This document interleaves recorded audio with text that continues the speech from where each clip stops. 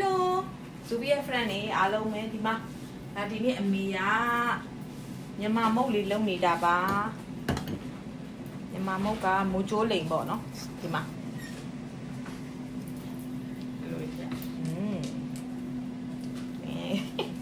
ဒီမှာဒီနေ့ Sunday ဆိုတော့ဝါဖြစ်ဖို့အတွက်ကိုအဲ့ဒါမုတ်လေးလုံနေတာဗမာမုတ်မိုးကျိုးလိန်လို့ခေါ်တယ်အင်္ဂလိပ်လိုဆိုဘယ်လိုခေါ်မလဲ twist roll လေးဒိုနတ်တွေပိုင်းမှာရတယ်မလားအဲ့လိုမျိုးလေးပေါ့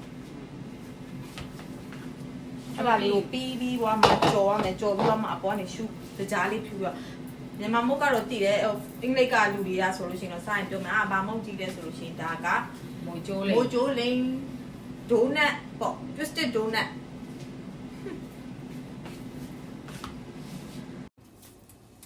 တမီးနဲ့ကြော်ရတယ်လေ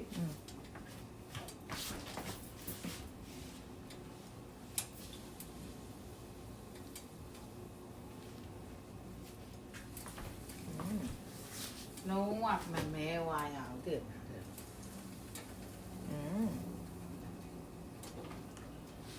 ဒီလိုရှော့ထားတယ်ဒီနေ့ Sunday ဆိုတော့အိမ်မှာလာတော့မင်းကဝါဖြစ်ကြလေးလုပ်တယ်ဘေးကနေနဲ့ဘာဝိုင်းလုပ်ပြီးတော့အားလုံးလုပ်ဝိုင်း friend တွေကိုပြမယ်ဗာမုတ်လေးတွေနဲ့ဖြည့်မလဲဆိုတာကို okay နော်ဝိုင်းလားပါတီလေးလိတ်တက်ပါလိတ်ပါတယ်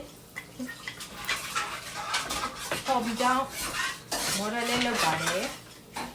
ကျောင်းလေးတက်ပါတယ်အလုပ်လေးလုပ်ပါတယ်အိမ်မှာလည်းဝိုင်းလုပ်ပါတယ်နော်ပါစပါတီလေးလုပ်ပြီးသွားပါပြီဒါလေးကမိုချိုးလေးပါဟယ်လိုအခုစုပြနမစတော့မယ်ဘာဖြစ်ကြမုန်းဒီလိုပုံနဲ့လည်းကြည့်လိုက်မယ်နော်ဒီနေ့ Sunday နားလည်းနေဆိုတော့အားလုံးစုပြီးဖြစ်ကြမှာ